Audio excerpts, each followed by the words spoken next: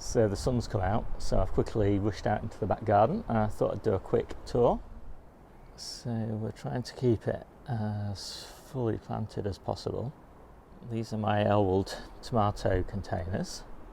So all these on the back wall there are full of garlic, planted quite densely actually, so we can harvest that as green garlic, and that should all be gone by May, middle of May time, when we're putting the tomatoes out.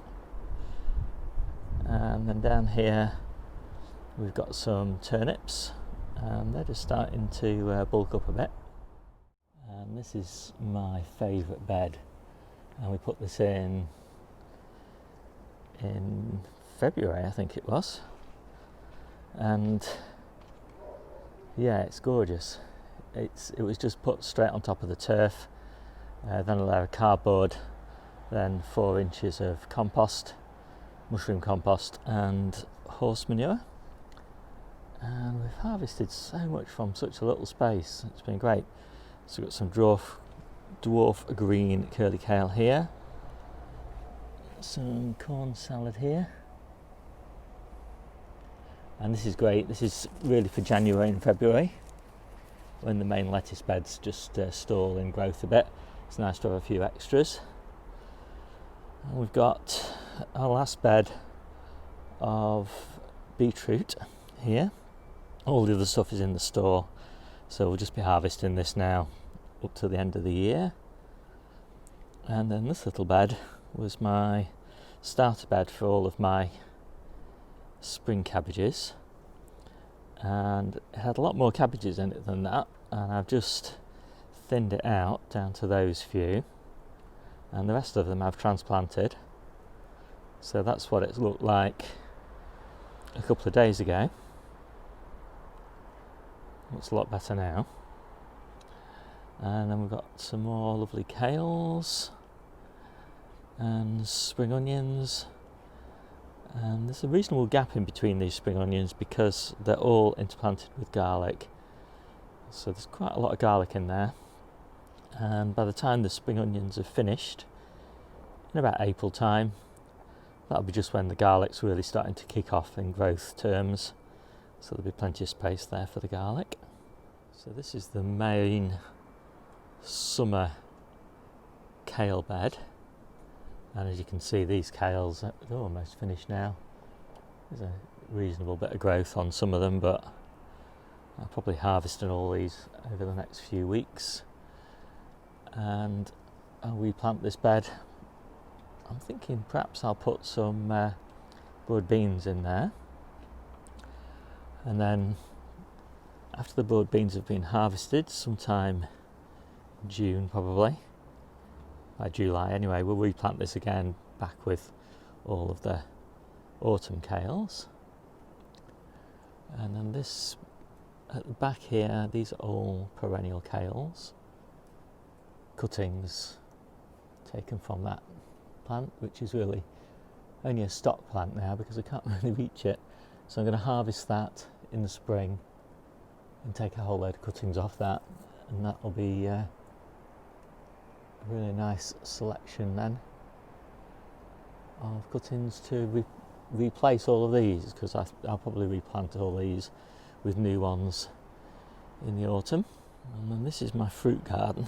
It looks a bit scrappy, doesn't it, fruit at this time of year, but I've just taken out all of last year's growth. These are the summer fruiting raspberries on this wall, and so I've just tied in all of this year's growth, and I've just cut back all of my strawberries, and I'm just going to start mulching them with some of the old potato compost. People are always asking me what I do with my potato compost. Well, I just use it on all of the beds and then replenish it with new stuff every year. And so what I've got here are blueberries. I've actually just been munching some of those blueberries, and they're really nice. I was kind of amazed to be still getting blueberries at this time of year. And then all of this is looking a bit neglected.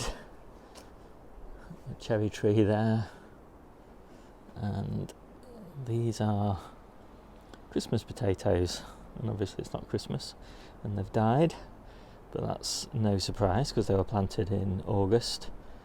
And they're just going to sit there now in those containers, although I will probably pile them up and put a bin bag on top just so they don't get too sodden.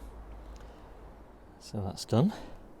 And we'll be eating those one every 2 weeks probably between now and the end of the year, and then we'll switch over to the Christmas potatoes on the allotment, and they'll last until middle of April when we'll have fresh new potatoes.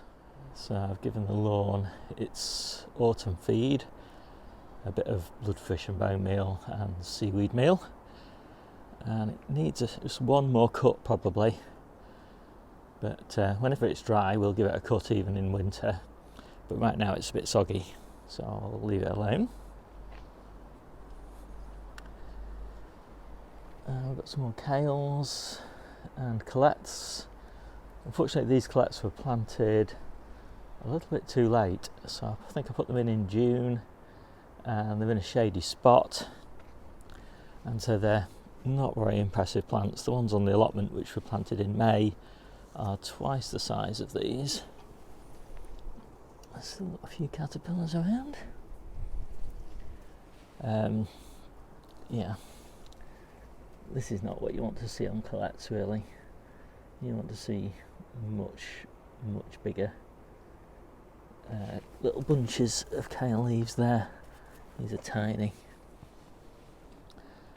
So next year plant them a bit earlier in a bit of a sunnier spot. This is Stella, which a lot of people have been raving about, and I can't say at the moment we're the biggest fans of it. We're going to give it a bit more of a go over winter, but I've got another bed on the allotment which I'm going to take out because we just don't need any more than this.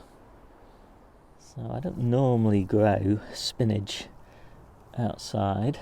Well, I do grow it outside, but I grow it under cover in my coal frames, and I decided I would just try growing some under this fleece. I don't think, well, I know I won't get any harvest off it this year, but it might grow on nicely in early spring. We'll see. It's interesting to contrast this, which was basically planted at the same time as the stuff in the coal frames on the allotment, and just look at the difference. I mean, the stuff in the coal frame is just so much further on. It looks so much healthier. Again, no comparison really, is there? Another cherry tree and a grapevine along the wall there. Loads of salad rocket. And this bed's not doing so well. This is winter miner's lettuce, and I normally grow it with a little bit of protection, just a little bit of a mesh over it. And I thought, well, this garden's quite sheltered, so I'll try it just with no protection at all. And there is a bit of damage on some of these leaves. They're just not looking really that healthy. But anyway, we'll see how they go. They might really embrace the colder weather. I do like it though, but the only thing is, if your leaf quality isn't that good, it gets really annoying picking out the good leaves from the bad leaves. You really want to be able to harvest the whole lot and it all be good in order to make it worthwhile.